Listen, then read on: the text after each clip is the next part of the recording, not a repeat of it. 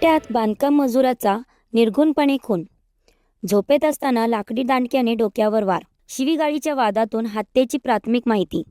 सांगली जिल्ह्यात विटा शहरात बांधकाम सुरू असलेल्या ठिकाणी एका मजुराचा निर्घृण खून झाल्याची धक्कादायक घटना समोर आली आहे. मायक्कानगर येथील नवीन इमारतीच्या बांधकामस्थळी झोपलेल्या मजुराच्या डोक्यावर लाकडी दांडक्याने वार करून त्याची हत्या करण्यात आल्याची माहिती पोलिसांनी दिली आहे. या प्रकरणात राजमन राजाराम कुम्हार वय 28 मूळ राहणारा सिद्धार्थनगर उत्तर प्रदेश याचा मृत्यू झाला असून अशोक कुम्हार राहणारा सिद्धार्थनगर उत्तर प्रदेश याच्या विरोधात विटा पोलीस ठाण्यात खुनाचा गुन्हा दाखल करण्यात आला आहे. प्राथमिक माहितीनुसार मृत्यू आणि आरोपी हे दोघेही मायक्कानगर येथील बांधकामावर मजूर म्हणून काम करत होते.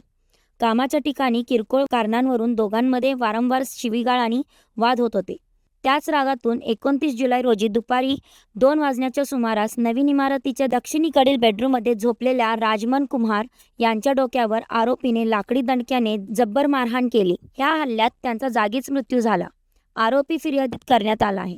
या हल्ल्यात त्यांचा जागीच मृत्यू झाल्याचा आरोपी फिर्यादीत करण्यात आला आहे. या प्रकरणी सेवानिवृत्त बँक कर्मचारी दयानंद पांडुरंग साबळे यांनी दिलेल्या फिर्यादीवरून विटा पोलीस ठाण्यात भारतीय न्याय संहितेच्या संबंधित कलमान्वये खुनाचा गुन्हा दाखल करण्यात आला आहे.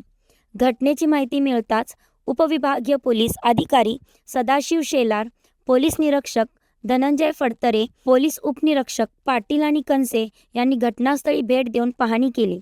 या गुन्ह्याचा पुढील तपास पोलीस उपनिरीक्षक कनसे करीत आहेत. ह्या निर्घृण हत्येमुळे विटा परिसरात मोठी खळबळ उडाली असून आरोपीला ताब्यात घेऊन पोलिसांकडून अधिक तपास सुरू आहे.